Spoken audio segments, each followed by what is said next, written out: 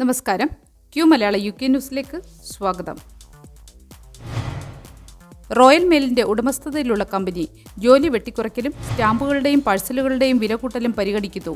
8 വർഷം പഴക്കമുള്ള റോയൽ മെയിലിന്റെ ചരിത്രത്തിലെ ഏറ്റവും പ്രത്യക്ഷമായ ഒരു കാലഘട്ടത്തെ അഭിമുഖീകരിക്കുന്നതിനാൽ തൊഴിലാളികളുടെ ദേശീയ ഇൻഷുറൻസ് സംഭാവനകൾ ഉയർത്താനുള്ള സർക്കാരിന്റെ തീരുമാനം ബിസിനസിന് വെല്ലുവിളികൾ ഉയർത്തിയതായി ഇന്റർനാഷണൽ ഡിസ്ട്രിബ്യൂഷൻ സർവീസ് പറഞ്ഞു.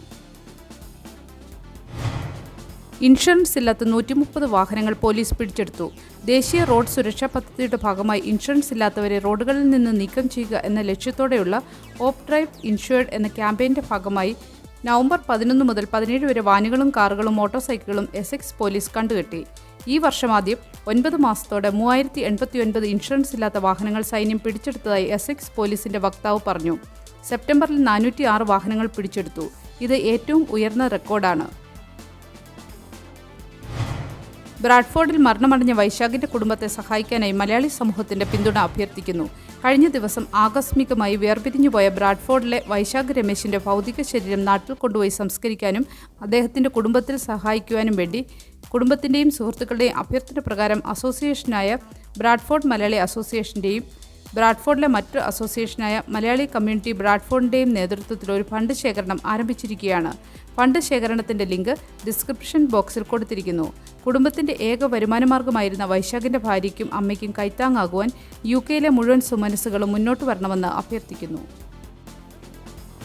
ദയാവധം നിയമവിധേയമാക്കാനുള്ള നീക്കത്തിനെതിരെ മുതിർന്ന MPമാർ.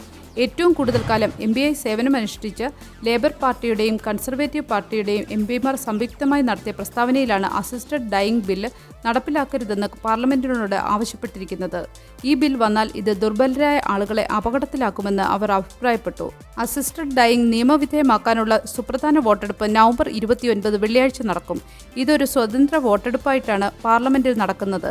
അതുകൊണ്ട് തന്നെ പാർട്ടി വിപ്പില്ലാതെ MPമാർക്ക് ഇതിനെ അനുകൂലിക്കണമോ എതിർക്കണമോ എന്ന കാര്യത്തിൽ സ്വന്തമായി തീരുമാനം കൈക്കൊള്ളാൻ സാധിക്കും. പ്രസ്തുത വിഷയത്തിൽ പല MPമാരും വ്യക്തമായ തീരുമാനമെടുത്തിട്ടില്ല എന്നാണ് കരുതുന്നത്. ആരോഗ്യ സെക്രട്ടറി വെസ്ട്രീറ്റിംഗ് ഉൾപ്പെടെയുള്ളവർ എതിർക്കുന്നുണ്ടെങ്കിലും കെയർ സ്റ്റാർമർ ഉൾപ്പെടെ മന്ത്രിസഭയിലെ ഭൂരിഭാഗവും ബില്ലിനെ പിന്തുണയ്ക്കുമെന്ന് പ്രതീക്ഷിക്കുന്നു. ഇംഗ്ലണ്ടിലെ പ്രൈമറി സ്കൂളുകളിലെ 1ാം വർഷ വിദ്യാർത്ഥികൾക്കുള്ള ടെസ്റ്റുകൾ ഒഴിവാക്കണം. പ്രധാന അധ്യാപകർ. ഗവൺമെന്റിന്റെ ദേശീയ പാഠ്യപദ്ധതിയും റീഡിംഗ് എബിലിറ്റി ഫോണിറ്റിക്സിൽ ഉള്ളതും കൂടാതെ മൾട്ടിപ്ലിക്കേഷനിലുള്ള ചെക്കിങ്ങും സ്പെല്ലിംഗ് ടെസ്റ്റും ഗ്രാമറും പങ്ക്ച്വേഷനും പുനഃപരിശോധിക്കേണ്ടത് ആവശ്യമാണെന്ന് national association of head teachers പറയുന്നു. പ്രൈമറി സ്കൂളുകളിലുടനീളം മൾട്ടിപ്ലിക്കേഷനും സ്പെല്ലിംഗ് ടെസ്റ്റുകളും നടത്തുന്നുണ്ടെന്നും ഇതിനായി പ്രത്യേകിച്ച് പരീക്ഷകൾ നടത്തേണ്ടതില്ലെന്നും NAHT വാദിക്കുന്നു. പാഠ്യപദ്ധതിയും മൂല്യനിർണ്ണയ അവലോകനവും ചെയ്യാൻ വിദ്യാഭ്യാസ സെക്രട്ടറി ബ്രിഡ്ജറ്റ് ഫിലിപ്സനാണ് ഉത്തരവിട്ടത്. എഡ്യൂക്കേഷൻ എൻഡോവ്മെന്റ് ഫൗണ്ടേഷന്റെ ചീഫ് എക്സിക്യൂട്ടീവായ പ്രൊഫസർ ബെക്കി ഫ്രാൻസിസിന്റെ നേതൃത്വത്തിലാണ് അവലോകനം നടത്തുന്നത്. പൊതുസമർപ്പണങ്ങൾ ഈ ആഴ്ച അവസാനത്തോടെ അവസാനിക്കും. അന്തിമ റിപ്പോർട്ടും ശുപാർശകളും അടങ്ങിയ ഇടക്കാല റിപ്പോർട്ട് അടുത്ത വർഷം ആദ്യം പ്രസിദ്ധീകരിക്കും. UK മഞ്ഞുവീഴ്ച തുടരുന്നു. വെള്ളപ്പൊക്കത്തിനും സാധ്യത. UK ഭൂരിഭാഗം പ്രദേശങ്ങളിലും കനത്ത മഞ്ഞുവീഴ്ച തുടരുന്നു. ജീവന് അപായം ഉണ്ടാക്കാവുന്ന സാഹചര്യങ്ങളിലേക്ക് മഞ്ഞുവീഴ്ച തുടരുന്നതിനാൽ പൊതുജനങ്ങൾ ജാഗ്രത പാലിക്കണമെന്ന് കാലാവസ്ഥാ നിരീക്ഷണ കേന്ദ്രമായ മെറ്റ് ഓഫീസ് മുന്നറിയിപ്പ് നൽകി. മഞ്ഞുവീഴ്ച വാരാന്ത്യത്തിലും തുടരുമെന്നാണ് മെറ്റ് ഓഫീസ് മുന്നറിയിപ്പ് നൽകിയിരിക്കുന്നത്. ചില പ്രദേശങ്ങളിൽ മഞ്ഞിനൊപ്പം മഴയും പെയ്യുന്നതിനാൽ വെള്ളപ്പൊക്കത്തിനും സാധ്യതയുണ്ട്. ശക്തമായ തെക്കൻ കാറ്റ് കനത്ത മഴയ്ക്കൊപ്പം ഉണ്ടാകാനുള്ള സാധ്യത ആഘാതങ്ങൾ വർദ്ധിപ്പിക്കും. ഒരു നല്ല ദിവസം ആശംസിച്ചുകൊണ്ട് ഈ വാർത്താ ബുള്ളറ്റിൻ പൂർണ്ണമാകുന്നു.